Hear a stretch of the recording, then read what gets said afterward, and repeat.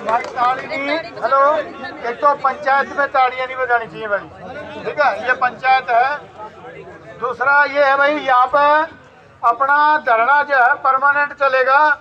जो लोकल यहाँ के लोग हैं उनका, जब तक इन दोनों भाइयों पे जो मुकदमा है वो वापिस नहीं हो जाता, और हमारा जो एक किसान भाई है जो अभी हॉस्पिटल में दाखिल है, जब तक उसकी जो MLR नहीं कट जाती, जो हमारे सांसद रामचंद्र जांगड़ा जी आए थे वो और उनके सहयोगी जो थे जिन्होंने उनको इंजर किया है, उनके खिलाफ जो है जब तक MLR जो है नहीं हो जाती, FIR लॉन्च नहीं हो जाती, जब तक ये धरना यहाँ जारी रहेगा। और सभी भाइयों से निवेदन है, कल 11 बजे यहाँ पे फिर सभी भाई लोकल जो है यहाँ पे इकट्ठे होंगे, और यहाँ के सारे जितने भी हैं, और जैसे भी यहाँ की जो कमेटी कॉल करेगी तो उस पे जो है जरूरत पड़ेगी तो पूरा हरियाणा यहाँ इकट्ठा होगा। और बाकी जानकारी के लिए भाई अभिमन्यु जो आपको बताएंगे। धन्यवाद। किसान एकता साथियों, प्रधान जी ने फैसला सुना दिया है। अंदर एक बात हुई थी, उस बात को थोड़ा क्लियर कर दें तो वही बात रिपीट करी जाऊंगी।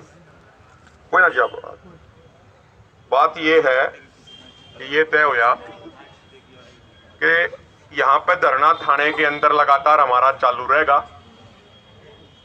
जब तक जो हमारे भाइयों का मुकदमा हुआ है वो मुकदमा जब तक वापस नहीं होगा, यहाँ पे धरना चालू रहेगा।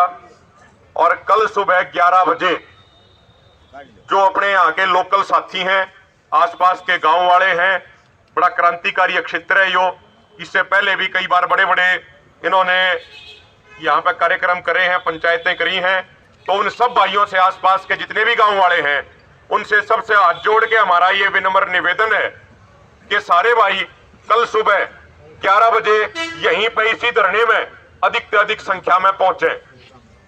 कटाई का, बुआई का टाइम चल रहा है, वो भी हम समझे हैं, लेकिन यह एक इमरजेंसी है या एक अर्जेंसी है, तो इसीलिए तमाम साथी अपनी जिम्मेदारी समझ गए, सारे साथी फोन करें सारे गांवों में, कल 11 बजे इस धरने पे यहाँ पे हजारों की संख्या में आपके किसान भाई पहुंचने चाहिए। आपकी सहमति है इस बात में कि नहीं है सारे की?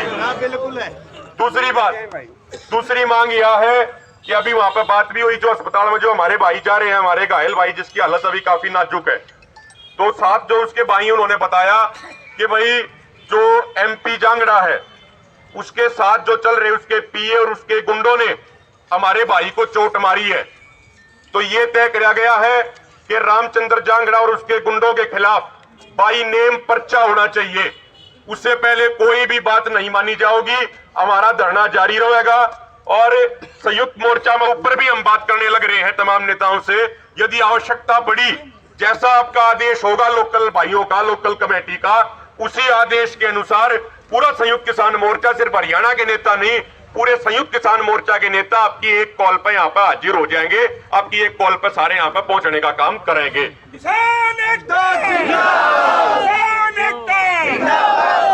किसानों का भाईचारा, किसानों का भाईचारा। तो हमारी सब साथियों से निवेदन है, अपने यहाँ पे पक्का जो भी बंदोबस्त करने, सारे भाई बंदोबस्त अपने कर ले। यहाँ पे धरना चलाना है, 11 बजे अधिक से अधिक संख्या में सुबह यहाँ पहुंचना है।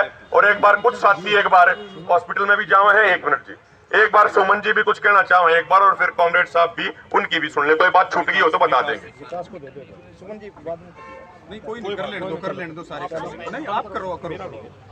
सभी को नमस्कार जी। पिछले 2.5 घंटे से उस भाई के साथ थे, कुलदीप राणा के साथ, जिसके साथ ज्यादती हुई है। आज वो इस हालत में है कि शायद बचेगा या नहीं बचेगा।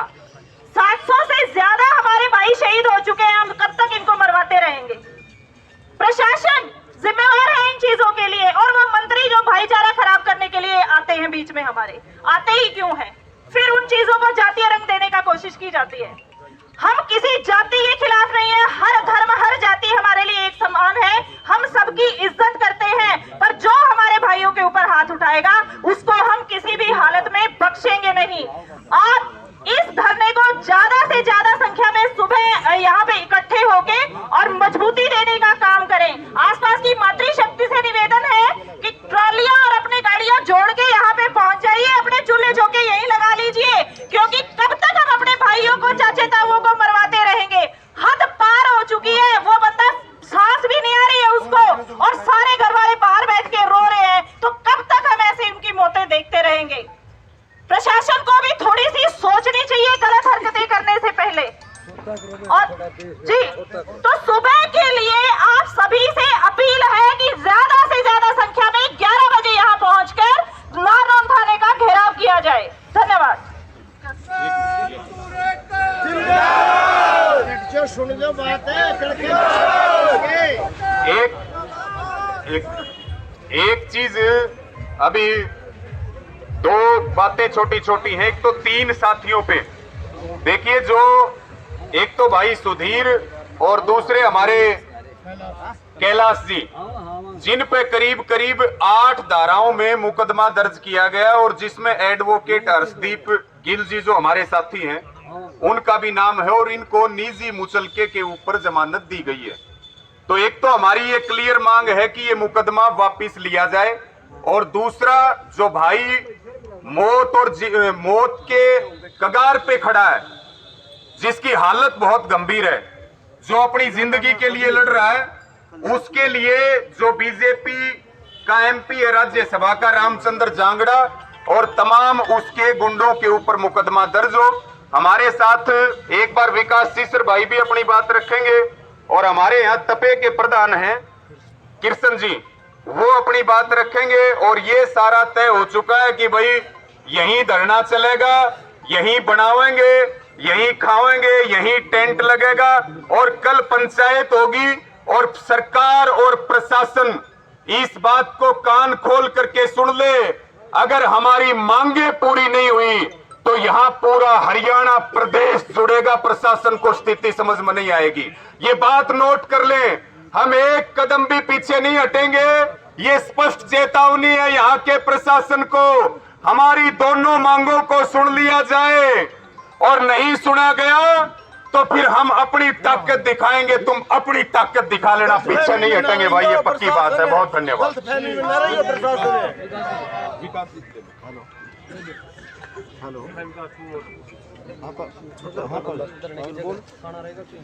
ये इसी जगह भाई पहली बात तो आप सारे साथियों का बहुत बहुत धन्यवाद। तो दुख की घड़ी में आप लोग रात में बैठे हो काम छोटी।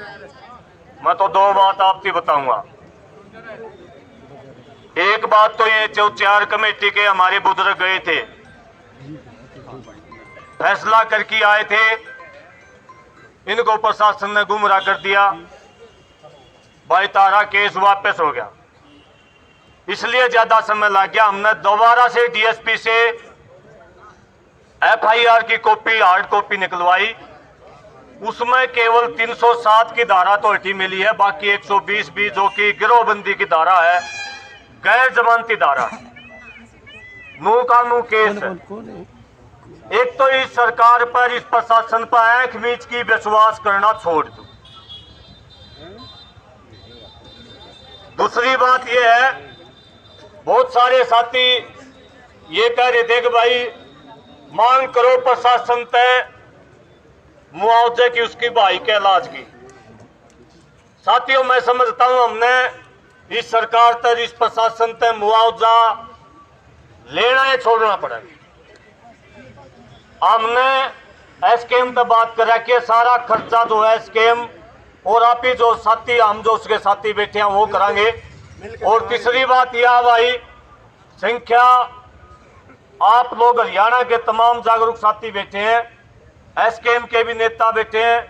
भाई भाषण दे घर ना जाइयो, आड़े परमानेंट पलाथी मार लियो, कदे तड़का 20-30 सन ठा ले जा पुलिस, फिर मारी जमानत करा दे। हट ठीक है, गलत है।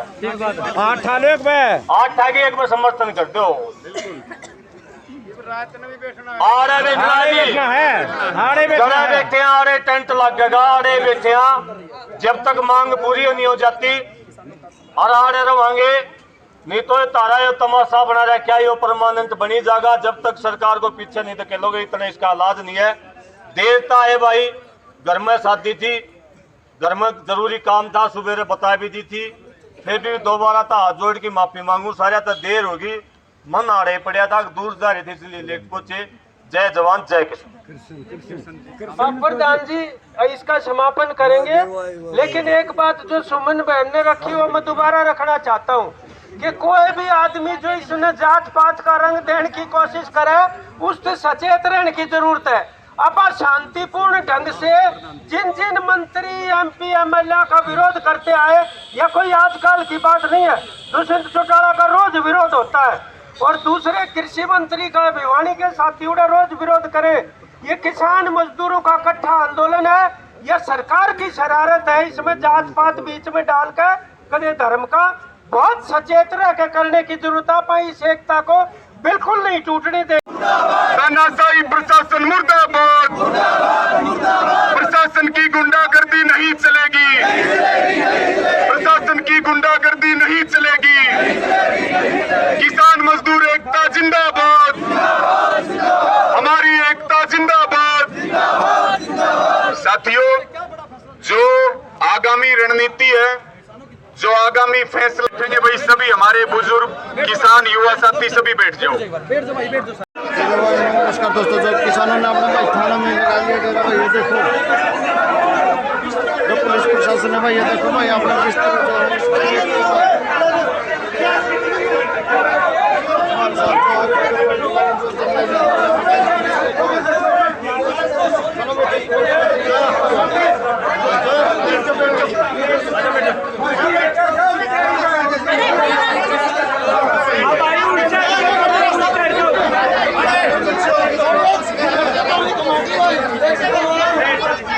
देखो पुलिस लेकिन थाने के अंदर डेरा ला लिया किसानों ने भाई।